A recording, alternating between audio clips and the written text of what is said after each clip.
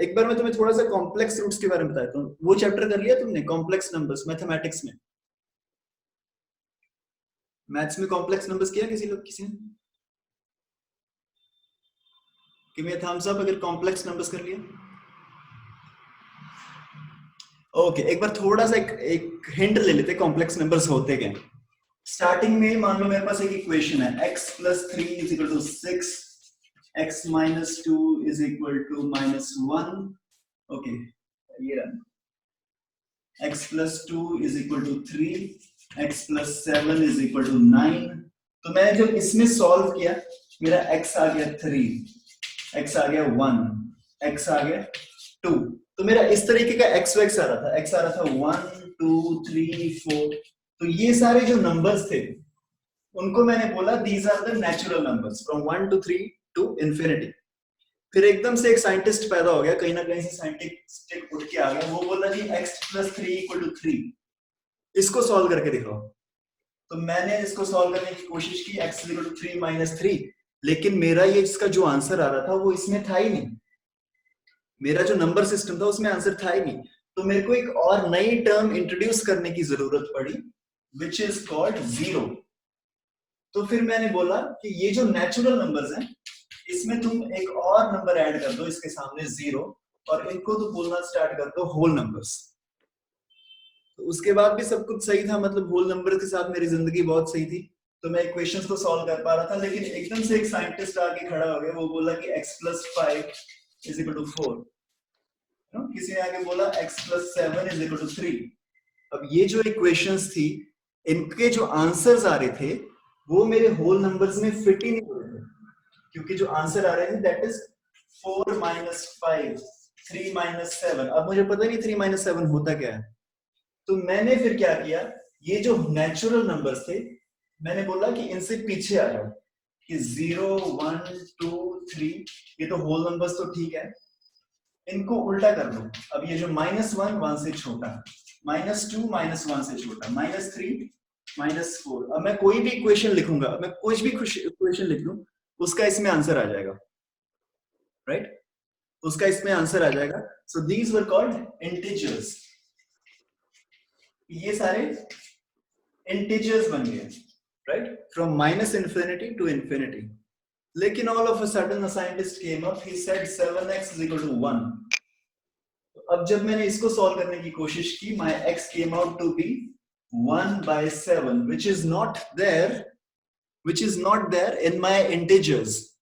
तो इसके लिए I introduced a new term। मैंने बोला कि कोई भी जो नंबर है जो p/q की फॉर्म में है, where q is not equal to 0, इसको मैं क्या बोलता हूं 10th class? Rational numbers, right? तो हमने बोला कि these types of numbers जो p/q की फॉर्म में है और and q is not equal to 0, these are called rational numbers। ठीक है, इनको मैंने रैशनल नंबर्स बोलना स्टार्ट कर दिया। अब इस रैशनल नंबर में सब आ जाएगा, तुम्हारा इंटीजर भी आ जाएगा, तुम्हारा होल नंबर भी आ जाएगा, तुम्हारे सब नंबर आ जाएंगे, right?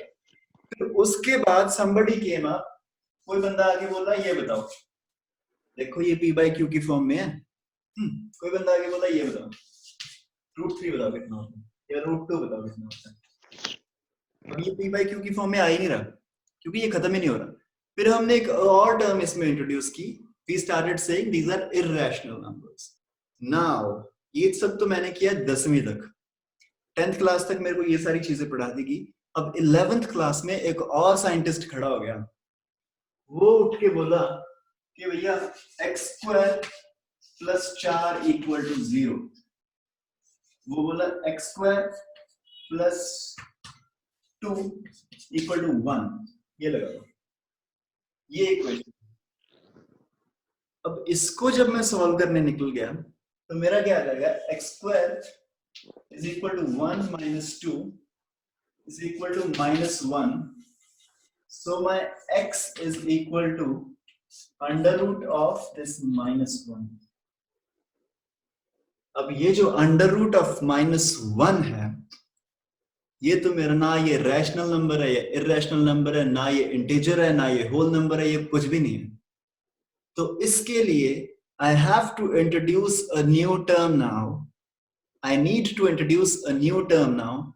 This is called iota.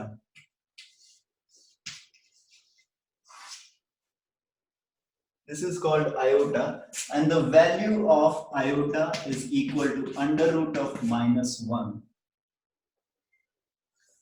तो अगर मेरी इक्वेशन कुछ ऐसी बन जाती, x square plus 4 is equal to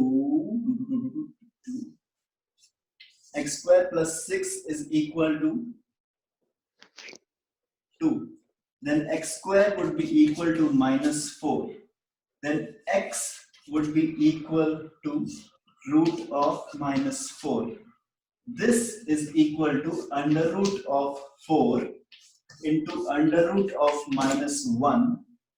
This is equal to 2 iota. So x comes out to be 2 iota. Similarly, if I say that x is equal to under root of -16, so the answer of this is 4 iota. ये कैसे आया? This is equal to under root of 16 into under root of -1 is equal to 4 iota.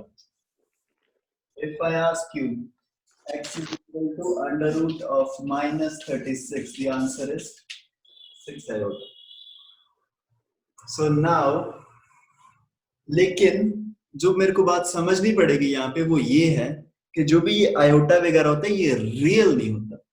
अब ये real number system में आता. जो 10th class में 9th class में मेरा एक चैप्टर था मैथमेटिक्स में, चैप्टर का नाम था रियल नंबर सिस्टम.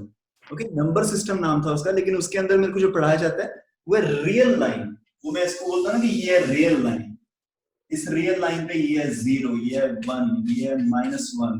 फिर इसी में रैशनल नंबर्स आ जाते हैं, इसी में p/q फॉर्म आ जाते हैं, इसी में √2 √3 भी यहीं पे आ जाते हैं, वो भी इस पे रिप्रेजेंट हो जाते हैं. उसको मैं रिप्रेजेंट कैसे करता हूँ कि ये 1 ले लिया, इसको 1 ले लिया, मतलब ये वाली जो लेंथ है, you know, now this length is √2 Pythagoras theorem. तो मैं इतनी कंपास को खोल कर अगर यहाँ पे एक आर्क मार दूं, सो दिस इज √2, राइट. और अगर ये मैंने √2 ले लिया ये डिस्टेंस और यहाँ पे मैंने 1 ले लिया, तो अब ये जो डिस्टेंस आ गया दिस इज √3. तो अगर मैं इतनी आर्क लेके एक और आर्क मार दूं, दिस इज √3, मतलब मेरे इर्रेशनल नंबर्स भी सारे यहीं पे आ गए.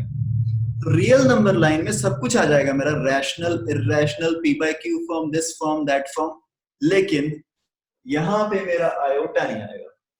तो आयोटा लाने के लिए, this was the real line, iota लाने के लिए I need to have another line and this is called the imaginary line. इसके अंदर I have this value iota, -iota, -2 iota, 2 iota.